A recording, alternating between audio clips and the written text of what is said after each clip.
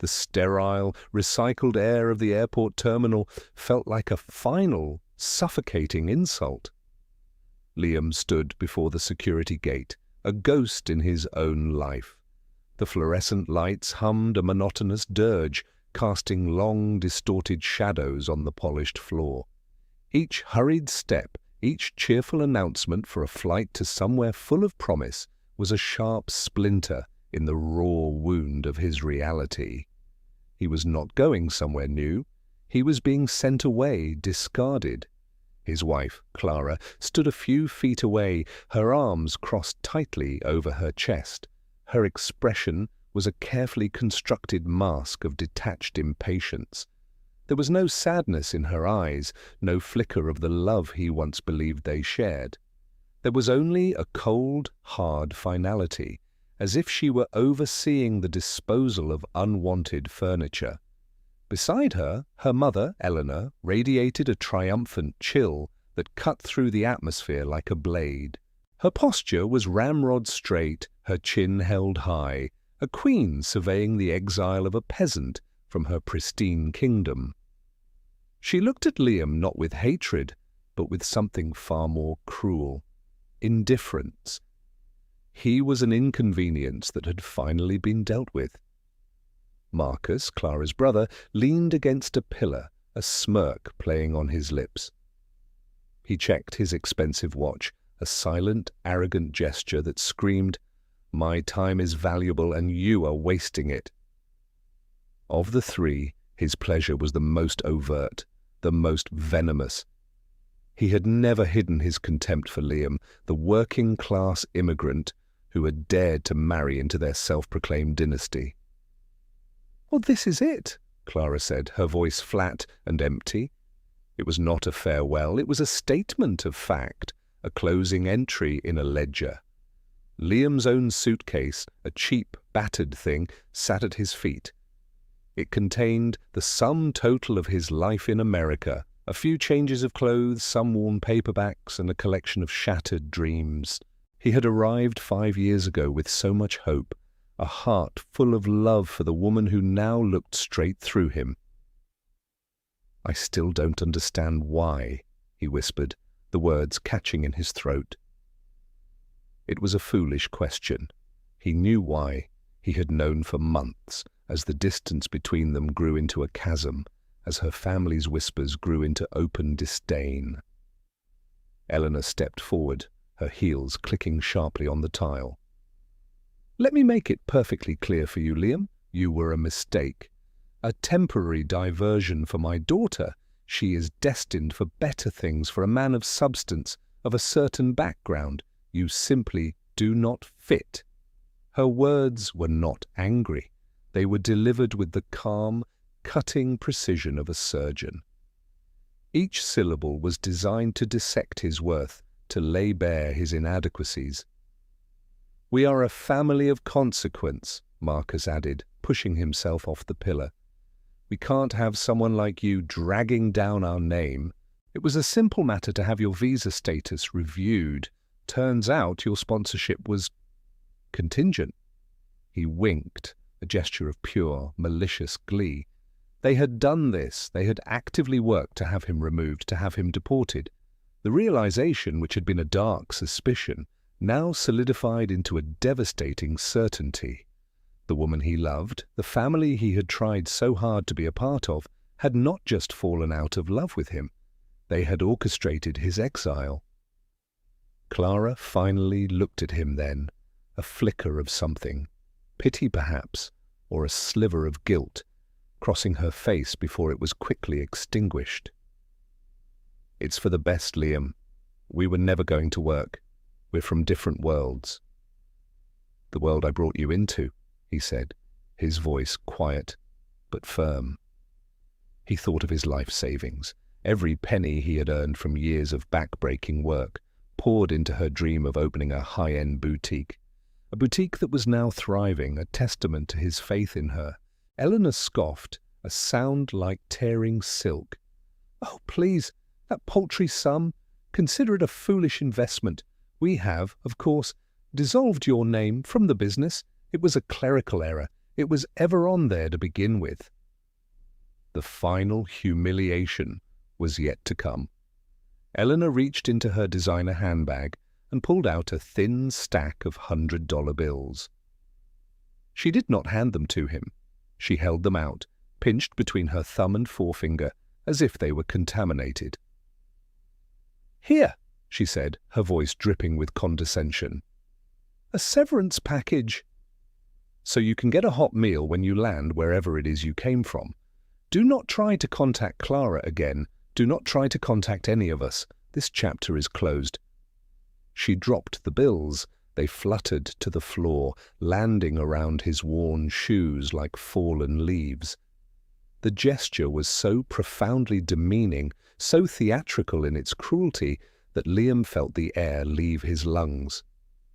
He was not a person to them. He was a problem to be paid off, a nuisance to be dismissed.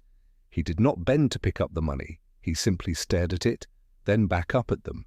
He saw them for what they truly were, hollow, cruel people, draped in expensive clothes and self-importance. "Go on then," Marcus urged, gesturing toward the security line. "Your flight is boarding. Wouldn't want you to become an illegal alien on top of everything else." Liam's hand tightened around the one object he had taken from the house that held any meaning. It was a small, leather-bound journal, its cover soft and worn with age. It had been a gift from Clara's Uncle Arthur, a man the family had always spoken of with a mixture of embarrassment and disdain. Poor, eccentric Uncle Arthur, they called him, the black sheep who lived in a small, cluttered cottage and had no interest in their social climbing. Arthur had given it to Liam on his wedding day, pressing it into his hand with a knowing look. "For the quiet moments," he had said, his voice a low rumble. "A man needs a place to keep his thoughts straight when the world gets loud." Arthur had passed away 6 months ago, and the family had given his memory little more than a perfunctory sigh of relief. Liam clutched the book now. It was a tangible link to the only member of that family who had ever shown him genuine kindness. Without another word, he turned his back on them. He left the money scattered on the floor. He walked toward the security gate, his shoulders squared, his heart a cold, heavy stone in his chest. He did not look back. He knew what he would see. 3 smug, satisfied faces, already turning away, already forgetting him. As he shuffled through the line, presenting his passport for the last time on American soil, he felt a profound sense of loss that went deeper than just a marriage or a home. He had lost his belief in the inherent goodness of people. He had given his whole heart, and in return they had ripped it out and stomped on it on a sterile airport floor. The journey back to his home country was a blur of sleepless hours and the drone of jet engines. Liam landed in a place that was once familiar but now felt alien. He was a stranger in his own past. He stayed with an old friend, sleeping on a lumpy couch, the weight of his failure pressing down on him day and night. For weeks he did nothing. He was adrift in a sea of grief and betrayal. The memory of Clara's cold eyes, of Eleanor's sneer, of the money on the floor played on a loop in his mind. He had been so naive, so willing to believe in a fairy tale. He had worked tirelessly, supporting Clara's ambition, thinking he was building a life for them both. He remembered the long nights he'd spent renovating the space for her boutique, his hands raw and calloused. He remembered maxing out his credit cards to buy her initial stock, the proud look on her face when they first opened the doors. He had believed he was her partner. In reality, he was just her seed money, a temporary resource to be exploited and then discarded when a better option came along. The family's cruelty had been a slow poison. At first, it was subtle. Jokes about his accent, backhanded compliments about how well he had adjusted, constant reminders of his humble origins, contrasted with their storied lineage. Eleanor would host lavish dinner parties and introduce him as Clara's charming little project. Marcus would grill him on financial news, trying to expose his lack of a formal business education, smirking when Liam couldn't keep up with the jargon. Clara had always laughed it off. "Oh, that's just Mama," she would say. "You know how she is." Or, "Marcus is just protective of me." But Liam saw how she basked in their approval, how she slowly began to adopt their attitudes, their casual condescension. She started correcting his grammar in public, critiquing his choice of clothes, suggesting he take etiquette classes to fit in better. He had tolerated it all for her. He loved her, and he believed love could conquer anything. What a fool he had been. Love did not conquer. It had been conquered, laid low by snobbery and greed. Their world was built on a fragile facade of superiority, a belief that wealth and bloodline made them inherently better. They weren't just snobs, they held a deep-seated conviction that people like Liam were fundamentally worthless, existing only to serve or be dismissed by their betters. One rainy afternoon, as he lay on the couch staring at the ceiling, his fingers found the worn leather of Uncle Arthur's journal in his jacket pocket. He had carried it with him constantly, a strange, subconscious anchor. With a sigh, he pulled it out. He had never written in it. He had never even opened it. He ran his thumb over the embossed, faded initials on the cover. A.S. Arthur, Sterling. He had been a quiet, thoughtful man with eyes that seemed to see right through the family's pretense. During family gatherings, while everyone else was engaged in loud, self-congratulatory chatter, Arthur would often sit with Liam, asking him about his life, his work, his dreams. He listened with a genuine interest that was entirely absent in the rest of the family. They had dismissed him as a failure, a man who had squandered his potential. Liam had seen him as a kindred spirit, another outsider in a den of vipers. He opened the book. The pages were not blank. They were filled with Arthur's neat, precise handwriting. But it wasn't a diary. It was filled with what looked like complex mathematical formulas, snippets of code, and cryptic phrases. The serpent eats its own tail in Geneva. Follow the labyrinth to the Minotaur's vault. Key P734 unlocks the first gate. Liam frowned, confused. It seemed like the ramblings of a brilliant but troubled mind. He was about to close it when a small lump on the inside of the back cover caught his attention. He pried at the leather lining and found a small, flat key taped securely underneath. It was an old-fashioned safe deposit box key, stamped with a long alphanumeric code. A spark of curiosity, the first real emotion he had felt besides despair in weeks, flickered within him. What was this? What had Arthur given him? He had no idea, but it was a mystery, a thread to pull on in the unraveling mess of his life. He spent the next few days poring over the journal. He used his friend's computer, staying up late into the night, typing the strange phrases into search engines. Most led nowhere. But then he started cross-referencing the codes with financial districts in major world cities. The phrase about Geneva, combined with a specific string of numbers, led him to the website of a highly exclusive, very discreet Swiss law firm, Davies and Associates. Meanwhile, back in the United States, the Beaumont family, for that was their proud name, was celebrating. With Liam gone, Clara was officially divorced. The paperwork rushed through with the help of their expensive lawyers. She was being courted by a man named Julian Croft, the heir to a hotel fortune, a suitor Eleanor had been cultivating for years. He was everything Liam was not, wealthy, well-connected, and, most importantly, from the right kind of family.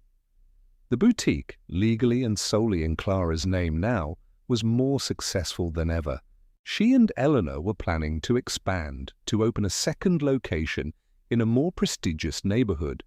Marcus had just closed a big deal at his investment firm, a deal that involved a series of risky, ethically questionable maneuvers that he boasted about openly at the dinner table. They were on top of the world, their future bright and shiny, scrubbed clean of the unfortunate stain of Liam. They spoke of Liam as if he were a ghost, a bad dream they had all woken from. They were utterly convinced of their victory, of their own invincibility. They had disposed of the problem, and they would never have to think of him again. Their arrogance was a fortress, its walls thick and impenetrable. They could not imagine a world where their actions could have consequences, especially not from a man they had so thoroughly broken and discarded. Liam, armed with a new, fragile sense of purpose, gathered what little money he had left. He sold the watch Clara had given him for their first anniversary. It was the last thing of value he owned. He bought a one-way ticket to Zurich, Switzerland. His friend thought he was crazy, chasing a wild goose chase based on a dead man's cryptic journal. "What if it's nothing, man?" his friend asked, driving him to the airport, a sad echo of his last traumatic trip. "Then it's nothing," Liam replied, his voice steadier than he felt. "But what if it's something? It's the only thing I have left." The flight to Zurich was different. This time, he was not being banished. He was moving toward something, an unknown future shaped by a dead man's secret. He arrived in the clean, orderly city and found a cheap hostel. The next morning, he put on his best, though slightly rumpled, clothes and walked to the address listed on the Davies & Associates website. It was not a towering glass skyscraper. It was a discreet, old stone building on a quiet, cobblestone street. The brass plaque by the door was polished to a high gleam. He took a deep breath and pushed the heavy oak door open. The interior was silent and intimidating. Dark wood paneling, plush carpets that swallowed the sound of his footsteps, and an air of immense, old-world gravity. A severe-looking receptionist looked up from her desk, her gaze sweeping over him, clearly unimpressed. "Can I help you?" she asked, her tone suggesting she doubted it very much. I have an appointment," Liam lied, his nerve almost failing him. "My name is Liam. I believe I'm here to see someone about the estate of Arthur Sterling." The name worked like a magic word. The receptionist's expression shifted instantly from dismissal to respectful efficiency. She picked up the phone, murmured his name and Arthur's, and then hung up. "Mr. Davies will see you now," she said, her voice a full octave lower. "Third floor, his personal office." Liam's heart pounded as he rode the small, wood-panelled elevator. He was ushered into a large corner office with a panoramic view of the city and Lake Zurich. An elderly man with sharp blue eyes and a perfectly tailored suit rose from behind a massive mahogany desk. He was tall and imposing, yet his smile was surprisingly warm. "Mr. Liam," he said, his English accented but flawless. "I am Alistair Davies. I have been waiting for you for quite some time. Please, sit." Liam sank into a leather chair that was softer than any bed he had ever slept in. He felt completely out of his depth. I don't know why I'm here," Liam began, fumbling in his pocket for the journal and the key. "I was married to Arthur Sterling's niece. He gave me this before he passed." He placed the items on the polished desk. Mr. Davies nodded slowly, his eyes twinkling. He did not look at the journal. He looked at Liam. "Arthur was my oldest and dearest client, and my friend. He spoke of you often in his final years. He admired your character, your integrity. He said you were a man of quiet strength, a stark contrast to the peacocks in his family." The lawyer leaned forward, his hands clasped on the desk. "Liam, what I am about to tell you will be difficult to process. I advise you to listen carefully and try to remain calm." Liam nodded, his mouth suddenly dry. The Beaumont family, including your former wife, knew Arthur as an eccentric recluse with modest means, Mr. Davies began. This was a fiction Arthur carefully cultivated. He despised their obsession with wealth and status, and he took a certain pleasure in being dismissed by them. He paused, letting the words sink in. The truth, Liam, is that Arthur Sterling was one of the wealthiest men in the world. He was the founder, architect, and sole owner of a private global conglomerate known as Sterling Global Holdings. Liam stared, speechless. He felt a wave of dizziness. This had to be a joke, a cruel, elaborate prank. Sterling Global is not a public company, Davies continued, his voice calm and steady. It is a labyrinth of trusts, holding companies and private assets, deliberately structured to be invisible to the outside world. Its portfolio includes interests in technology, real estate, pharmaceuticals, and international finance. Its current valuation is conservative. He slid a single, thick document across the desk. It was bound in dark blue leather. Liam looked at the cover sheet. His eyes scanned the text, but his brain couldn't seem to comprehend the numbers. He saw a dollar sign followed by a 3, another 3, and then a dizzying string of zeros. $33 billion, Mr. Davies said softly. That is a conservative estimate of the net worth of the assets held by the holding. Liam felt the room tilt. He gripped the arms of the chair to steady himself. This was impossible. Uncle Arthur? The man who wore frayed sweaters and drove a 20-year-old car? And the most important thing you need to understand, Liam, Davies said, his gaze intense, is that Arthur, having no children of his own and a profound disappointment in his relatives, amended his final will and testament shortly before his death. He left the entirety of Sterling Global Holdings, every share, every asset, every last dollar, to you. The world went silent. The humming of the city outside faded away. Liam could hear nothing but the frantic, thunderous beating of his own heart. He was the owner of a $33 billion empire. Me? He finally managed to choke out. Why me?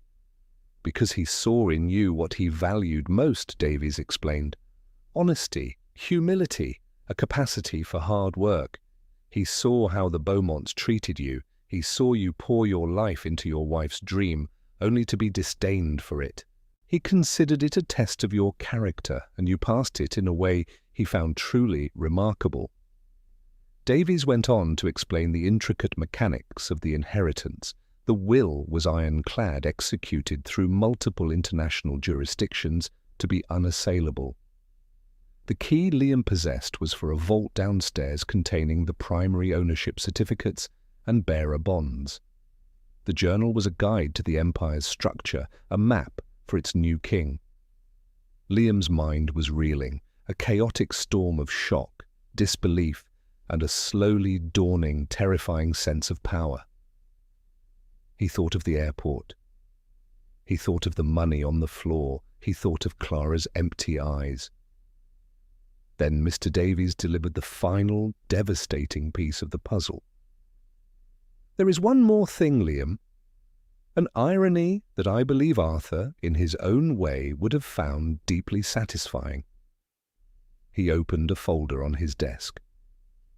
Arthur was a generous man, even to those who did not deserve it. For years he anonymously supplemented his sister Eleanor's lifestyle. He couldn't bear to see her fail, despite his contempt for her values. He slid another document across the desk. It was a loan agreement. The Beaumont family mansion, Davies said, tapping the paper. The mortgage is not held by a traditional bank. It is held by a shell corporation, which is a subsidiary of another shell corporation, which is ultimately wholly owned by Sterling Global. He pushed another file forward.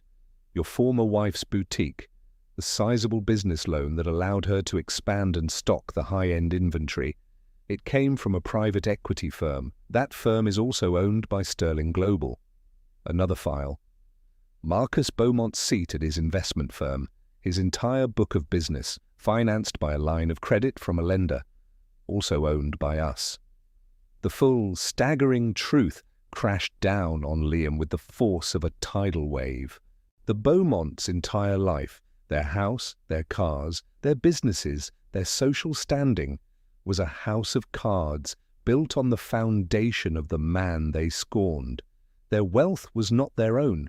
It was a loan from Uncle Arthur, a loan that was now owned and could be called in by him. Liam stared at the papers, his hands trembling. He had been mourning the loss of a life he thought he was building. But that life and the people in it had been a complete fabrication. Their superiority was a sham, their power an illusion. And now he held the strings. For a long moment he was frozen. The shock was a physical weight, pinning him to the chair. He saw Eleanor's smug face, heard Marcus's mocking laughter. He felt the cold humiliation of the airport all over again. The pain was still there, a sharp, burning ember. But now something else was stirring in the ashes, a cold, clear, and absolute resolve. He looked up from the documents, his eyes meeting Mr. Davies's across the vast mahogany desk. The shock had passed, replaced by a glacial calm. The victim was gone. The man who sat in this chair was someone else entirely. "What do we need to do?" Liam asked, his voice steady and low. "To take control." A slow smile spread across Alistair Davies's face. "First, you sign the transfer of ownership documents. That will officially make you the sole director of the board. After that, we can begin to make some administrative changes." Liam picked up the heavy, expensive pen Davies offered him. He thought of the few $100s lying on the airport floor. He thought of them driving away, leaving him behind without a second glance. He pressed the nib to the paper, and with a firm, deliberate stroke, he signed his name. The signature was not the shaky scrawl of a broken man. It was the confident mark of a king claiming his throne. The decision was made. There would be no angry phone calls, no dramatic confrontations. Not yet. This would not be a revenge born of hot-headed anger. It would be a cold, calculated and systematic dismantling. Justice served with the surgical precision of a surgeon. He spent the next week in Zurich, living in a suite at a hotel where a single night cost more than he used to make in a month. He and Davies held marathon strategy sessions. Liam, a quick study, absorbed decades of complex financial information, guided by the old lawyer who seemed to relish his role as a kingmaker. "The Beaumonts' greatest weakness is their arrogance," Davies explained, pointing to a complex flowchart of their financial dependencies. "They believe they are untouchable. They will not see this coming. They will assume any initial problems are bureaucratic errors beneath their notice." The plan was elegant in its simplicity. They would not attack the family directly. They would simply reclaim what was rightfully theirs. They would turn off the tap. "We will begin with the peripheral assets," Davies advised. "We recall the credit lines that finance their cars and club memberships. Small things, annoyances. It will plant the first seeds of unease. Next, they would target the businesses. We will issue a notice of default on the boutique's loan. The terms, which Arthur drafted himself, are incredibly strict. A single missed payment, which we will engineer by freezing their operating accounts, allows us to seize the entire business as collateral. Finally, the mansion. The mortgage will be called in. They will be given 30 days to repay the full amount. An impossible sum. When they fail, the property will revert to its legal owner, you. As for Marcus, his situation was more delicate and more damning. Arthur suspected for years that Marcus was engaged in fraudulent activities, Davies said, his expression grim. "Our internal auditors have been monitoring him. We have a complete file of evidence detailing embezzlement and insider trading, An anonymous tip to the SEC, along with this file, should be more than sufficient. Liam listened to it all, a quiet, focused intensity in his eyes. He felt no joy, no giddy sense of vengeance. He felt only a profound, grim satisfaction, the feeling of a great and terrible weight being balanced on the scales of justice. The first step was a simple phone call. Liam sat in Davies's office as the lawyer made the call to a subordinate in another city. "Initiate protocol labyrinth," Davies said, his voice crisp. "Effective immediately." And with those 4 words, the first domino was pushed. The invisible, multi-billion-dollar machine of Sterling Global began to turn, its gears grinding slowly and inexorably toward the unsuspecting Beaumont family. Back in their sun-drenched mansion, Eleanor Beaumont was planning a garden party. She was on the phone with a caterer, arguing about the price of imported champagne when her personal assistant knocked on the door of her study. "Excuse me, Madame Beaumont," the assistant said, looking flustered. "There's a call from the dealership. They say there's an issue with the financing on your vehicle and Mr. Beaumont's. They said a tow truck is on the way." Eleanor frowned. "What nonsense! Tell them it's a mistake. I'll have my husband's office sorted out." She waved the assistant away and returned to her call, utterly unconcerned. An hour later, she watched in disbelief from her window as her silver Mercedes and her husband's black sedan were unceremoniously hooked up and towed out of their driveway. The first crack had appeared in their perfect world. That same afternoon, Marcus was in a celebratory lunch with his colleagues, boasting about his latest triumph. His corporate credit card was declined when he went to pay the bill. He laughed it off, paying with a personal card, annoyed at the inconvenience. When he returned to the office, his access card wouldn't work. He was met at the door by 2 stone-faced men from corporate security and the head of human resources. "Marcus," the HR director said, avoiding his eyes, "there's been a notice from the SEC. They're launching a full investigation into your trading history. The firm has to suspend you pending the outcome. We need you to hand over your laptop and phone." Marcus's world tilted on its axis. He began to bluster, to threaten, to name-drop. The men were unmoved. He was escorted from the building, his belongings in a cardboard box, the whispers of his former colleagues following him down the hall. The cascade had begun. The initial disbelief of the Beaumont family quickly curdled into panic. Eleanor's calls to her bank manager, a man who had previously fawned over her, were now met with polite but firm stonewalling. Their lines of credit were frozen.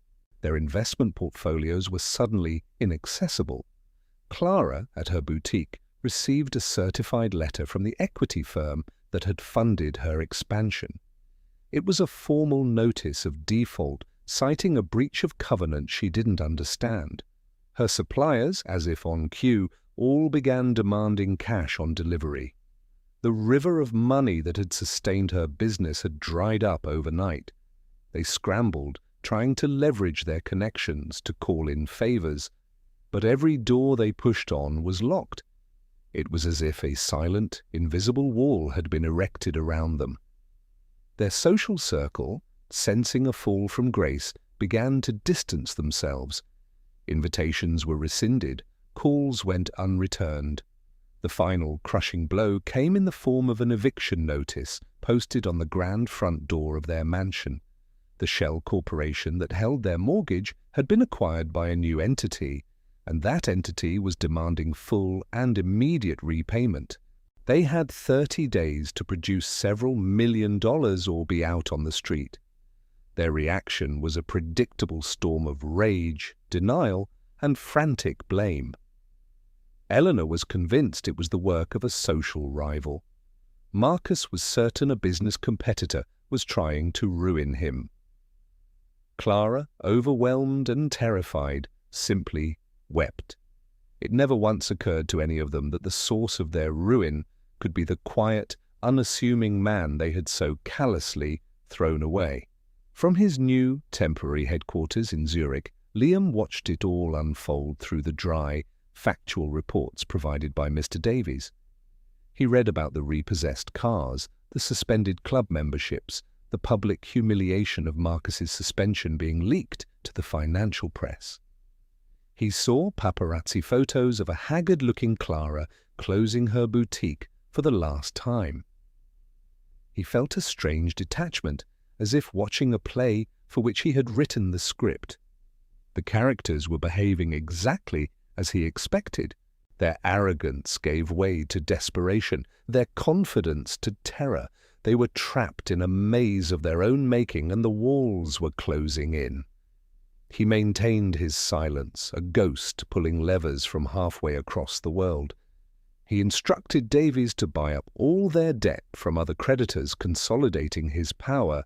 He became the sole entity to which they owed everything. He owned their past, their present, and their rapidly shrinking future. With their resources gone and their reputation in tatters, the Beaumonts were desperate. Their lawyers could do nothing. Every contract was legal. Every action taken against them was perfectly executed. Finally, left with no other option, they requested a meeting with the head of the mysterious conglomerate that had, in the space of a few weeks, systematically destroyed their lives. They wanted to beg, to plead for mercy. Mr. Davies informed Liam of the request. "They do not know who they are meeting," he said. "They only know it is the final authority." "Grant the meeting," Liam said, his voice calm. "Book a boardroom at the company's main office in New York. I'll fly in tomorrow." The time for observation was over. The time for the final confrontation had arrived. The boardroom was a cathedral of corporate power. It was on the top floor of a skyscraper in Manhattan, with floor-to-ceiling windows that offered a godlike view of the city below. The table was a single, massive slab of polished black granite, so long that a person at one end was a distant figure to a person at the other. Liam sat at the head of this table, dressed in a simple but exquisitely tailored dark suit. He was not the same man who had stood, broken, at the airport. The uncertainty was gone, replaced by a quiet, unshakable authority. He looked out at the sprawling city, a kingdom he now commanded, and felt a profound sense of stillness.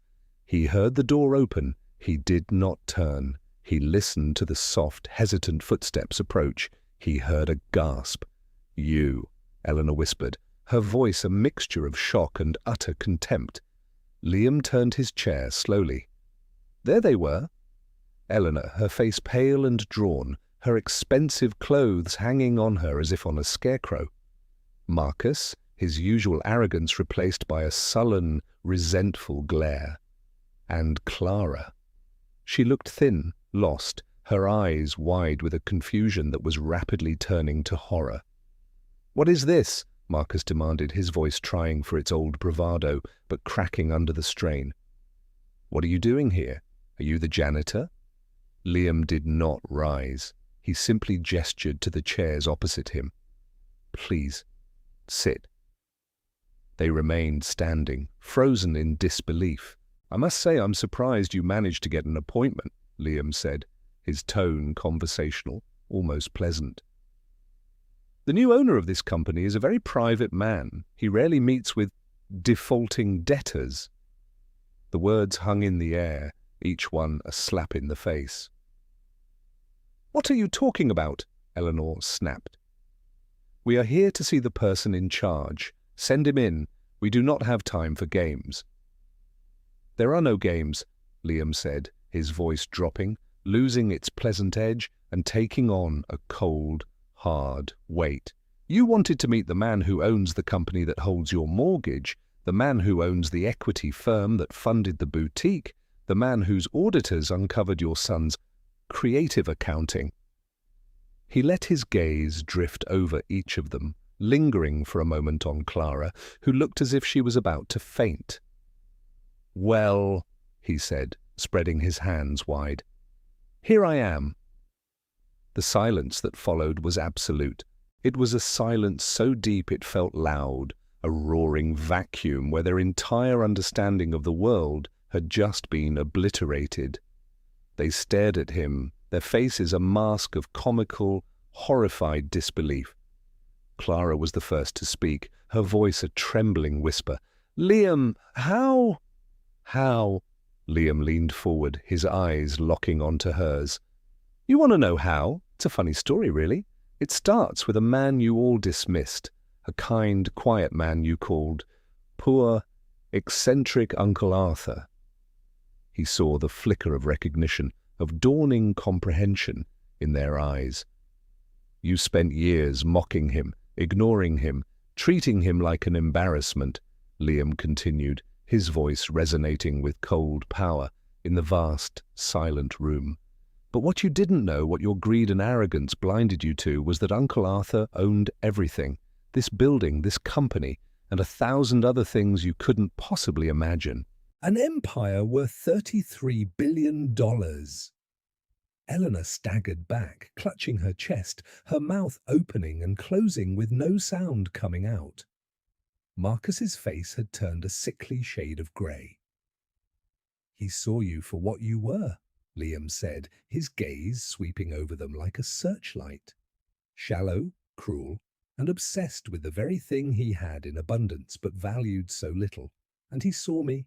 He saw how you treated me, the man you considered to be nothing more than dirt beneath your designer shoes." He stood up, walking slowly around the edge of the table toward them. They flinched as he approached. "He left it all to me, Eleanor. Every penny, every share, every property, including the house you're being evicted from, the business you stole from me, the company your son used as his personal piggy bank." "It's not possible," Eleanor finally hissed, her voice venomous. "You're a liar, a thief. You stole it." "Stole it?" Liam laughed, a short, bitter sound devoid of humor. "No, I inherited it. The same way you hoped Clara would inherit a fortune from some suitor you approved of. The irony is quite something, isn't it?" He stopped in front of Marcus. "You're facing federal charges, Marcus. Fraud, embezzlement, years in prison. The evidence is overwhelming. I made sure of it." He then turned to Clara. She was crying now, silent tears streaming down her face. "Liam, please," she begged. "I didn't know I was—" "They made me." "They made you?" Liam's voice was dangerously soft. "Did they make you stand there and watch as they threw money at my feet? Did they make you turn your back and walk away without a single word? You made your choice, Clara. You chose them. You chose this, their world of status and money." He walked back to the head of the table. "Well, welcome to the consequences." Clara fell to her knees. "I love you, Liam. I always have. We can fix this. Please, don't do this to us." Her plea was so pathetic, so transparently self-serving, that Liam felt nothing but a cold, final emptiness. The love he had felt for her was a fossil, the memory of something long dead. "The eviction from the house is final. The marshals will be there on Monday," he said, his voice like chipping ice.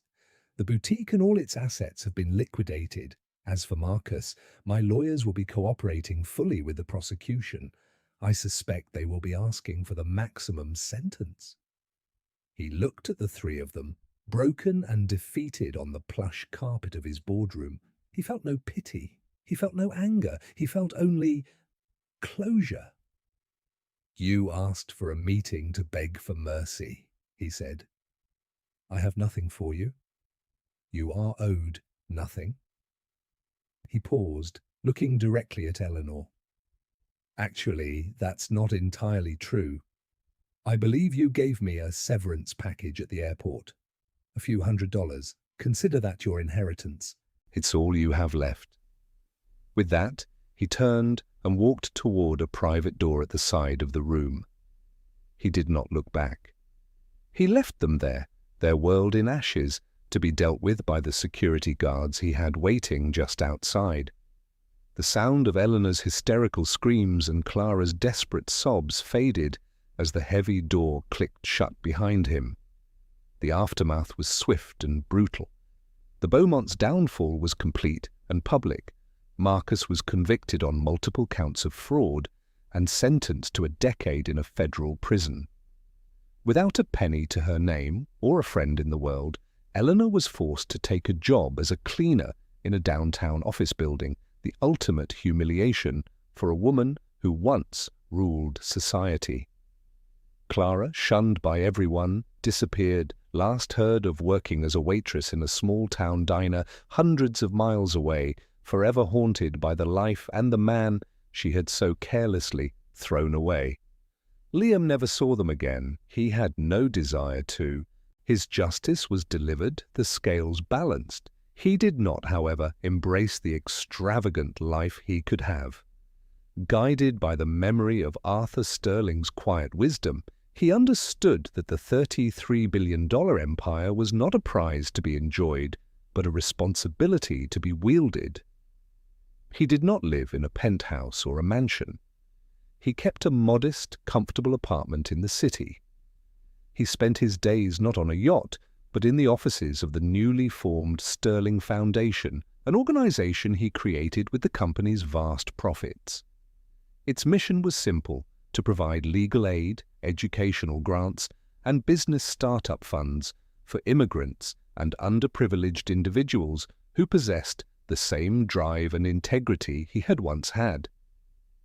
He was not a flamboyant billionaire. He was a quiet philanthropist, his name rarely appearing in the press, his work done behind the scenes. He found a purpose that was more fulfilling than any amount of money or power, building ladders for others, the way Arthur had secretly built one for him. One afternoon, visiting the construction site of a new vocational training center his foundation was funding, he met the project's lead architect. Her name was Anna. She was brilliant, passionate, and had a kind smile that reached all the way to her eyes. She knew him only as Liam, a representative of the foundation. She was impressed not by his wealth, which she knew nothing of, but by his genuine interest in the project and his deep respect for the workers. They started talking first about blueprints and building materials, then about books, music, and dreams. He found in her the genuine partnership and shared values he had once thought he'd found in Clara.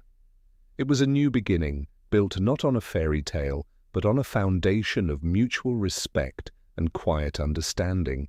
As he stood with Anna one evening, watching the sunset paint the sky over the rising frame of the new building, he thought back to that moment at the airport. He realized the Beaumonts, in their cruelty, had given him an unexpected gift. They had stripped him of everything, forcing him to find a strength he never knew he possessed. They had tried to break him, but had instead forged him into something stronger. True wealth, he now understood, was not measured in dollars or stock portfolios. It was measured in character, in resilience, and in the ability to turn profound injustice into a force for good. The Beaumonts had been rich in money, but bankrupt in spirit. In the end, that was a poverty from which there was no escape. His victory was not in their ruin, but in his own quiet, meaningful, and purpose-driven life.